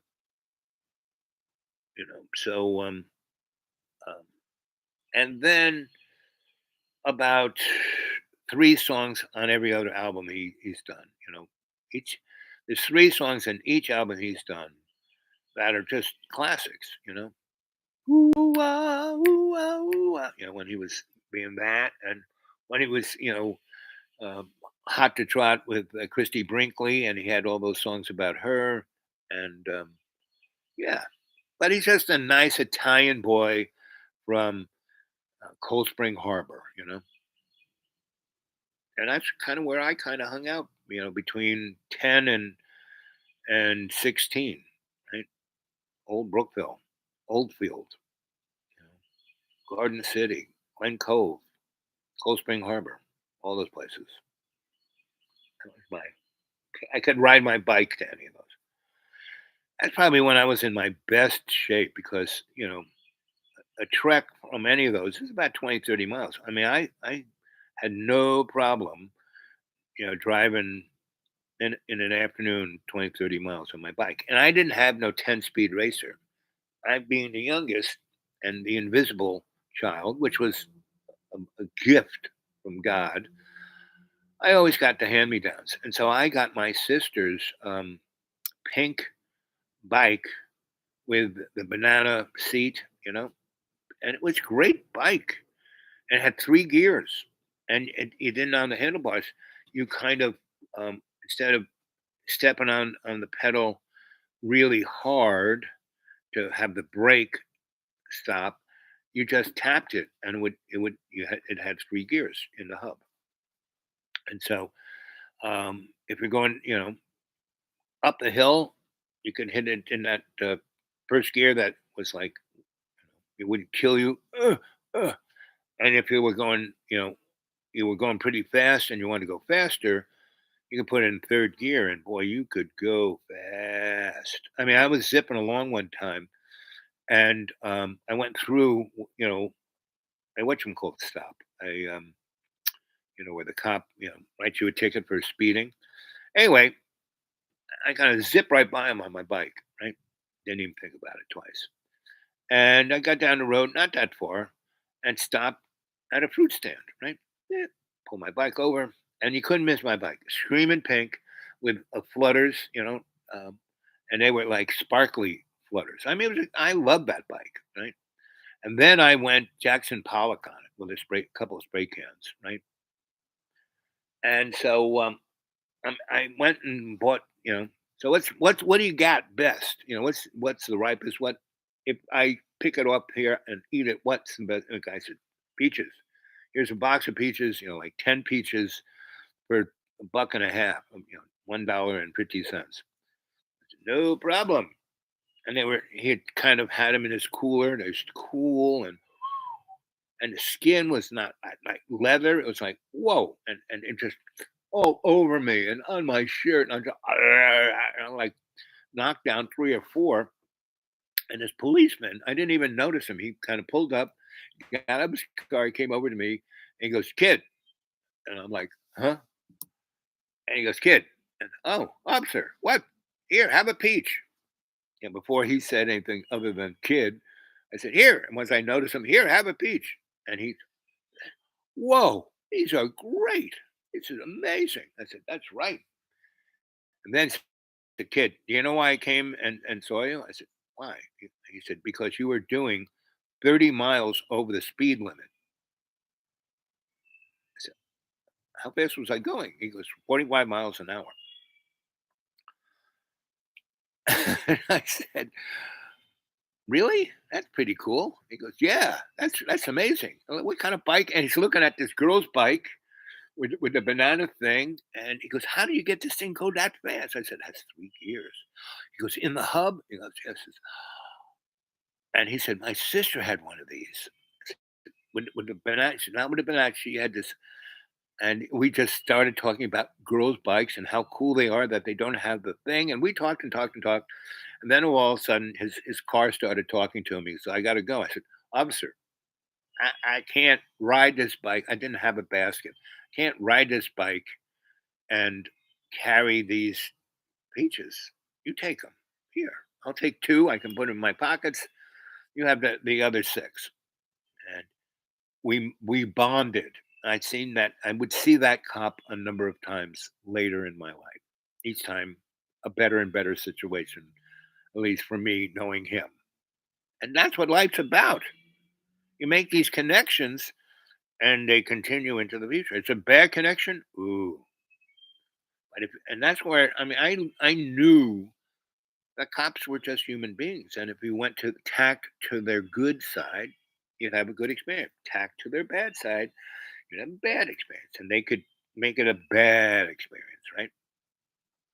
And that was my parents, my brothers and sisters. I couldn't believe that my father was a colonel in the Air Force. He would, "Oh, do this, do that." All he knew how to do was scream orders, right? And he would wake us up on Saturday to to be his army, to go clean the house and mow the lawn and weed and do all that because he was anal retentive about everything being just so. And I would ignore him, and he would, and the way he'd wake you up is like rip the the blanket off of you. I realized early on that my dad had issues about the naked body, So I knew he was going to come, 5:30 in the morning and whip the the blankets and sheets off of me. So I would go to bed totally naked. And so just before he woke up, I would try to get my little soldier to stand up, and I would be lying on my back, kind of playing with it, and he would, I would pretend I had my eyes closed. He would pull you know, the curtains off, and there would be, and that's how I have had was born or grew to have really no predilection about my body. I'm not body dysmorphic whatsoever. I don't care. My body's my. I know that this thing, this body here is not me. Right. This is just my avatar that my spirit is connected to through my soul. That soul is a fiber optic line connecting this illusion of materialism to the higher plane of spiritual essence. Right?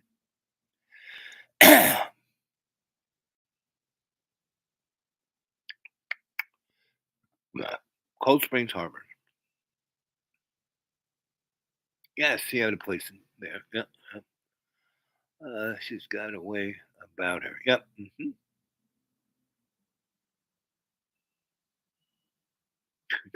Why did the man buy too many bananas? Okay, I'm going to bite here, Gertrude. She wanted one to eat. Uh, yes, like I said, police are just human beings. They got the good side, the bad side, their emotional side. And if you lean into their better self, and when I have done anything socially conscious and was going to interact and get groups of people together, and they may be conflicting, I would always go to the better side of those groups of people. And if the cops are going to have to get involved, like if within social activism, if we were doing a nonviolent action, I would go to the police and say, "Okay, guys, this is what's going to happen. Now you tell me how you want it done. You know, you tell me all the things that you're concerned about. I will make sure that those aren't there." You I just would go, and they couldn't believe it. That I'd say, and so they would, after we did a bit of this, they would realize, wow, this guy can actually get these people to like behave, and they're just exercising their First Amendment rights. So if we don't go nuts over that and just let them do what the Constitution says, they're going to behave and do exactly what we tell them to do. And we won't even have to tell them. We won't even have to go there. In New York City, I got to the point where the cops wouldn't even show up. And the antecedent power structure would get very upset. Why didn't you go there? Why didn't you beat them up? Why didn't you? Yeah. And they said, well, we didn't have to.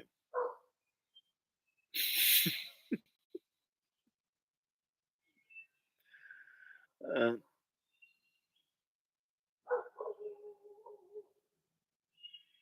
why did the non buy zero bananas?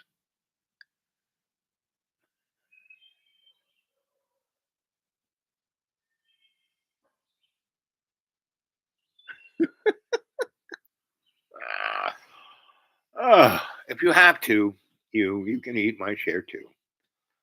Um, so we're having a nice little chat here. See how this works? You know, instead of being conflicting or upsetting, everyone's getting their thing to say, and everyone's kind of amused and happy. And we have three people. How about two more thumbs up? Come on. And let's see, whatever books do I have? Oh, this did any of you guys ever read this guy? This is the Master and Commander, and this is Patrick O'Brien, and he has a series of this. And this is he wrote this in I think the 90s, and it's about the 18th and 19th century when England ruled Britannia, and it tells a great story and has a number of consistent characters that you can care for, but it's a real great perspective. It has a great worldview on what's going on right here, right now. It's quite excellent. Let's see.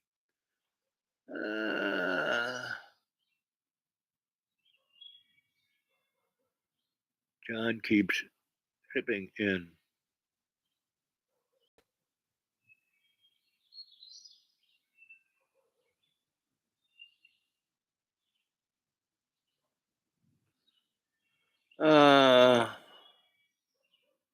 Lesson of the Two Devils. Huh. So that's another book I kept. And another good one is Don't Sweat the Small Stuff. Let's see if I can. The writing. Yeah, it's a writing. Oh, here's a nice picture. Here's my mom. Here's a photo I took at 10 years old in Paris. Here's my mom at 56 years old. Well, she was older than that. I was 10. Yeah, she's older than 56 in this picture. It was 1956.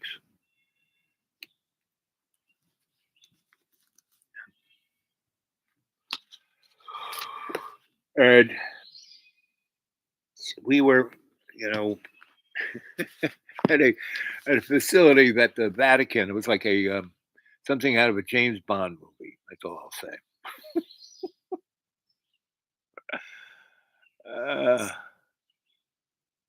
Yep. My mom. And the day she died at 103, she still looked that good. You know? She had a great sense of humor, but never frigging cross her. Right. So the two things she liked was if you brought her flowers, right? And then she would cut them and put them in, arrange them in the vase the way she liked them, right? That was like number one. Number two was that you would have a book that you're reading, right? And then she would, uh, you're reading Don't Sweat the Small Stuff. Oh, and she, before Evelyn Wood, she could speed read. She had that skill set, and she taught me how to read, and I could, by the time I was 5, I could speed read. But my grandma, she taught me too. I mean, there were a lot of people who taught me scholastic skills before I was 6. Right? So anyway, I would always have a new book, and I pretty much knew she either loved or she didn't read, but she would love. Right? So we would talk about books and cut flowers. That's about it. And then at a certain point, she would go. She'd have a cocktail. She'd go, "Tell me a story," and that's kind of where I got my. So I was always doing stuff, especially after. Well, no, all pretty much. I was always doing things. I mean, when I lived under their roof, I would get on my bike and drive all over the place, right? And my parents never got upset, never because the other thing was my mom. She said, "Well, be home by this time," and I would be home by that time. Not a problem. I wouldn't, if I driven 30 miles away and had to drive another 30, I just make sure that I got home. So she never all the rest of my brothers and sisters, no, they'd show up whenever, and they'd have a, my mom would have a, right. So that was my mom. And my dad had hypoglycemia, so he'd work, and never have eat anything, do anything, right? And he would come home with because he couldn't scream at other people like he could scream at us. A really good book. You want to know a picture of my dad? The novel "The Great Santini." So I was colonel in the Air Force, but he never flew airplanes. He was an organizer. He worked for a General Curtis LeMay, who incinerated Europe and Japan, and was getting ready to do it with nuclear weapons, right? And so that was, my dad's job until, he hit that 20 or 30-year mark. And he was still in great shape, looked good. He was probably not quite 50. He was He was a few years younger than my mom. Anyway, um, and so he was never going to be a general. Ergo, he was never going to be rich. So he was never going to not be a colonel in the Strategic Air Command. He just never wore. Once he kind of retired, those guys don't retire. But he wore a suit instead, right? And comfy clothes when he played golf, right? So and he was my dad was a great athlete, just amazing athlete. And he was, I mean, that's how he got to college. He played professional football in high school, which didn't matter. And then he was so good at professional football, the mob said, "You need to go to college because that's where the money was. That's where they really bet on things was college football, not the yahoos who played whatever they call professional football." So my dad's football name was Death in the Afternoon because he would kill everyone. You know. Anyway, so my dad, the next sport he played really really good as that was golf. He got so good nobody wanted. Even when he was in his 80s, no one wanted to play golf with him because he would just, you know, 30-year-old guy who thought he was really good play golf with my dad. My dad would just hose him. Right? It was just like so. My dad, he was simple. My dad was really the pushover in that if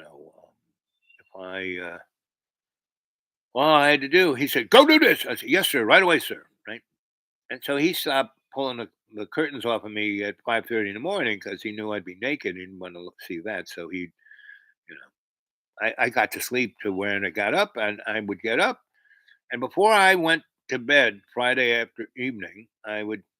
And my brothers and sisters doing whatever the heck they are. They never hung up with my parents. I would kind of watch TV with my parents or sit in the sitting room with them. And I would say, "Dad, so what are we doing tomorrow? Saturday, work day, right?" He would have this whole list, right?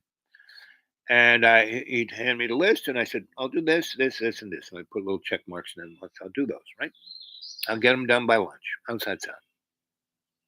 He said, "Good soldier." "Yes, sir." And I'd say, "Yes, sir," right? And I kissed my mom on the cheek. My dad never wanted to be kissed or hugged or anything, just, "Yes, sir," right? So I knew this. So my parents left me frigging alone so I could do, and they never wanted to know what I was doing, where I was. I'd be there right on time when I was supposed to be there, dressed the way they wanted me to be dressed, and I never had a problem. And then when I got sent off to these private schools, the seminary, and then this really super duper, the wealthiest of the wealthy, and these other, places, and then I would just like, do stuff that was like, "What?" And they would just say, everyone else would say, "What?" And they would kind of know that. And so they were prepared. And, I electrocuted my mom at least 4 times, if not six, before she marched me down to Mike Stahl's office on 3rd Avenue. And that's when I started my professional career as an electrician at 9. Um, my parents really never, and that was the other thing when they died. And my sisters, they paid, no matter what, they paid whatever. They bought them houses, put all their kids through school, did all kind of stuff, right? When my mom died, you know, it was the worst time because my dad said, "When I die, you'll all be millionaires." No, he died in 2008, and he didn't. I kept telling Dad, hard times are coming. Stop holding on to all this real estate. Sell it when it's at. "Oh, I'll be a millionaire." "Oh, okay, okay, whatever." So instead of being zillions of dollars, a few hundred thousand. And my sister had the what you call it, power of attorney, and she made all the wrong decisions. So it was, she sold this one house he had because she didn't like it. She sold it for $40,000 just to get rid of it. I said, "Mary, this is a million." A year and a half ago, someone offered Dad $3 million for this house, and you're selling it for 40,000. Well, let's just rent it. It'll come back. "I don't know. I don't want anything to do with it. I hate this house." Really? Okay.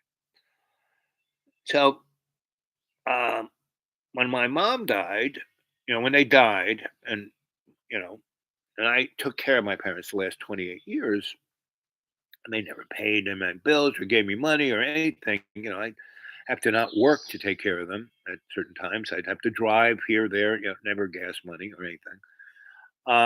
Because I was doing pretty good in those 30 years, right? I never had to worry about cash. I mean, I was not a zillionaire like my dad wanted to be, but I always, like right now, I live on nothing and I'm comfortable.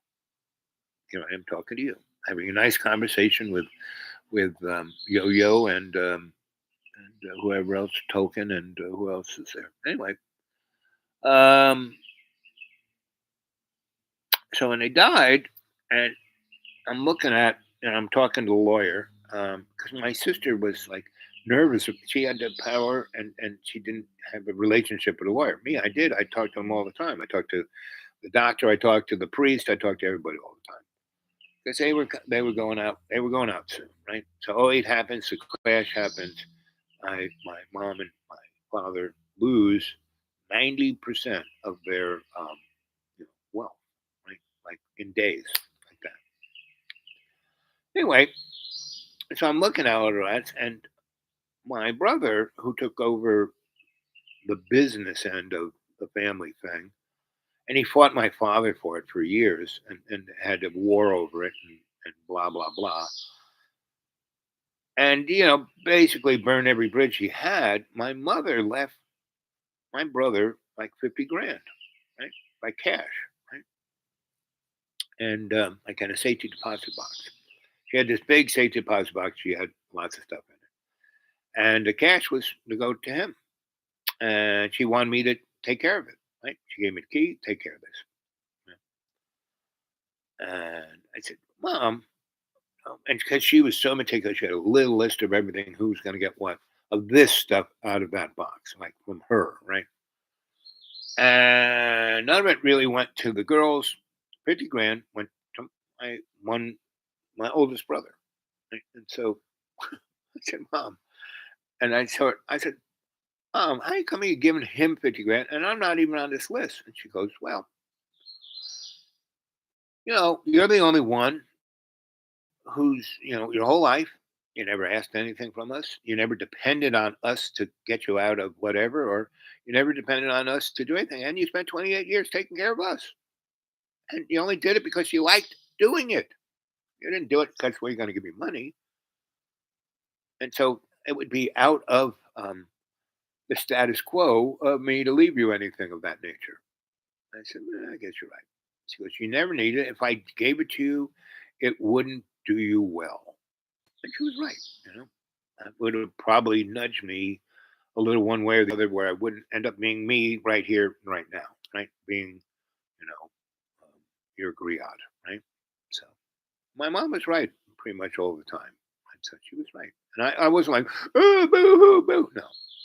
My other brothers and sisters, they were all like, I want this, I want, Me, I thought I was lucky. I got to, in the latter '80s, when my father had burnt every bridge between all the kids, because all my other brothers and sisters, they all worked for my parents, and they all hated my parents because my parents treated them like shit. I paid them really good, but treated them like shit, and like crushed all their dreams, right? And manipulated their lives. And the girls had kids, and so they. It was like not a pretty sight to watch. But this is American family. It's not just mine; it's everybody's. Me, I kind of was doing my own thing, and I only went to those guys when I wanted to see them, not to get something from them, right? And so, anyway, at a certain point, my father said, "Well, you'll have to take care of us." I said, "No, I don't. Why should I fucking take care of you? You're an asshole. Your mom's a psychopath. Why should I take care of you?" And he said, "What are you talking about?" I said, "No, I know who you guys are. Now you got some good traits, right? I like being with you sometimes." But this is how it's going to work. You really want me to take care of you? You're going to always have to be on your fun side, on your better side, on that little angel on your shoulder, not the asshole devil that you've been most of your life. This guy. You do that? Oh, yeah, I'll take care of you. But for now, arrivederci, baby. I'm leaving the country for a year or two. Where are you going? I said, I'm not telling you. I'll see you in a few years. And when I came back, I said, so how you doing? Well, they still had their two houses. That's about all they had. Um, and they had some money in the bank, and he had a lot of stock. And I said, Dad, you should get rid of that stock. About 4 or 5 years, it's going to hit its peak. And then don't worry about getting, squeezing that last bit of the lemon. Just put that out and go buy metals, right? Period. Then you'll have something to leave us. And he didn't do that. He just, kept his stock and kept his property. And every time people offered him more and more money for the property, he says, as he owes, everyone had to have property. Oh, that's the thing that will always just go up, up, up, up. Right? So, around 2006, I sold everything I kept two things: school and the deep green. I sold everything else, right? And I bought a few other things, and I knew that they would survive whatever you know, bad winds of the economy, and kept trying to help them on. What do you know? Well, I'm a millionaire. What do you? I said, yeah, whatever. So, because I really did not mix what I was doing with my family. I didn't give a fuck. All they cared about was themselves. So as long as I was there to pick up their pieces, to kind of have a good time with them, right? To bring flowers to my mom and show her what books I was. And also, by that time I was writing a lot. And my mom she could read I couldn't even read my handwriting. My mother could read my handwriting, and she was a great typist. So she would,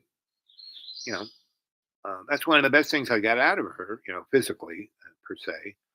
I was, being Mr. Itinerant Scholar, so I would have to write these things that I was working on, right? They had to be able to read them. And so, I would write them, give them to my mom. She'd type it all up, and she loved she kept a carbon of everything I had. Right? And when she died, she had a whole big box of my writings in carbon, right? And then I found this person who could type all that stuff into computer, and I got floppy disks and thumb drives. But now those things are like obsolete. Anyway, that's another story. But anyway, and that was my life with my parents. The last 28 years, they were in their 70s when I said, okay, I'll do this. And I thought they'd last a few years. My mom lived to be 103, my dad 98. Unbelievable.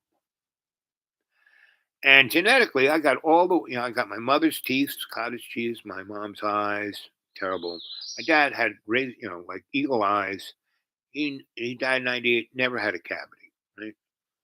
But all of the endocrinologic stuff I have is from my dad. I have something that's very similar to my endocrinology system. Is a little wonky, and it can throw me under the bus every now and then. And if I'm not really aware of it and staying on top of it, that's when I can, pop off, and that'll be fine. The next time I die is when God's calling. It's going to stick. Because when I had my life review in 2014, and I was in the basement of the Holy Redeemer School, and they're having a big party. They had these shitty chocolate sheet cakes that said "Welcome home" on white frosting on the chocolate cake, and there were all these balloons and party hats and big signs saying "Welcome home." I thought that was it. I'm home. I was in the basement of Holy Redeemer School. That vomity smell of that green stuff they throw on vomit, and the smell of terrible dead food of the Catholic Church that they gave in the cafeteria. Anyway, so everyone's patting me on the back, telling me what a great job I did, and how everyone was so proud of me, blah blah blah. And then my master, basically, you're doing a pretty good job. I said, wait a minute, doing? I thought I was done here. He goes, oh. I said, I'm toast. I'm tired. I've had it. And he goes, well, you have free will. You want that this to be the end of that.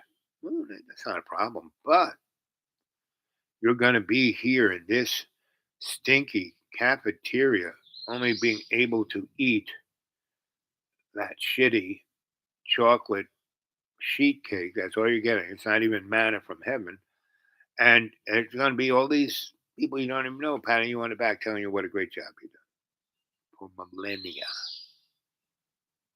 That's almost as bad as the lake of fire. He says, but you can go back.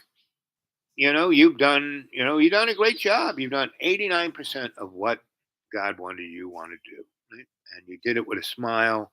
And he's so proud of you and he loves you so much. But you've got that 11% to finish up. So if you go back now and finish that up, smooth sailing after that, buddy.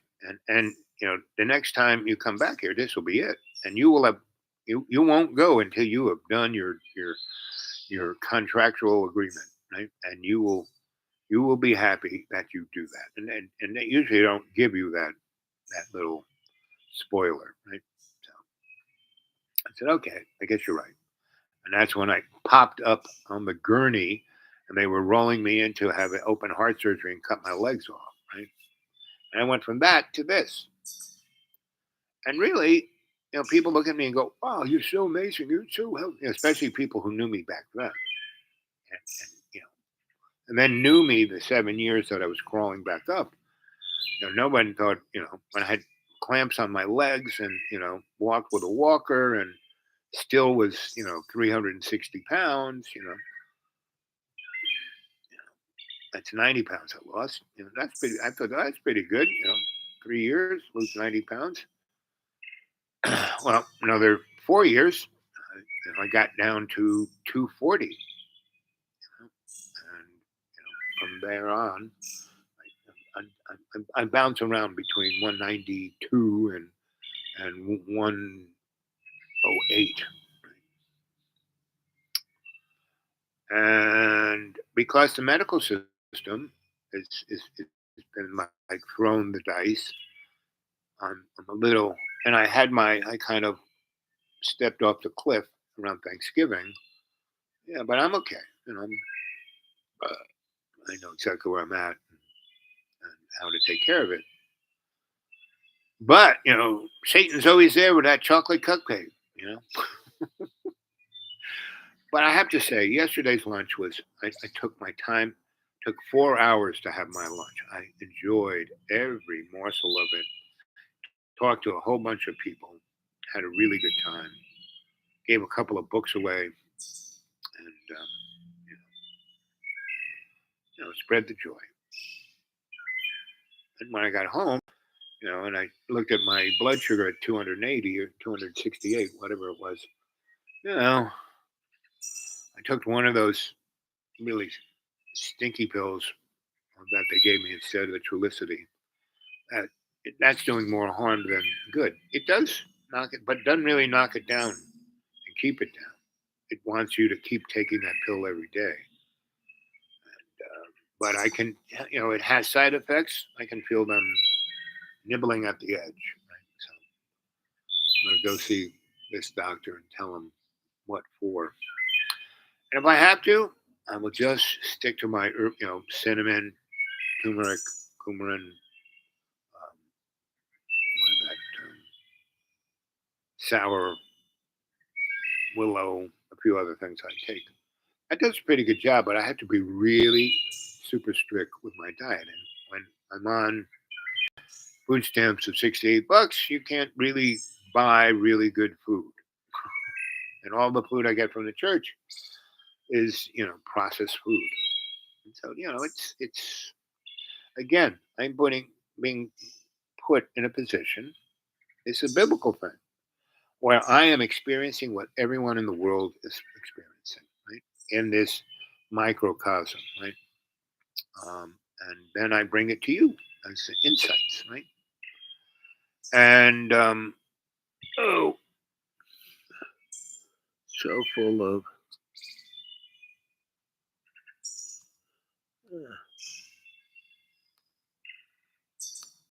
Let's see.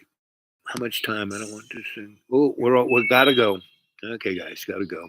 The battery is about dead. And I don't like leaving this thing in the lurch. Okay, I'll speak to you later.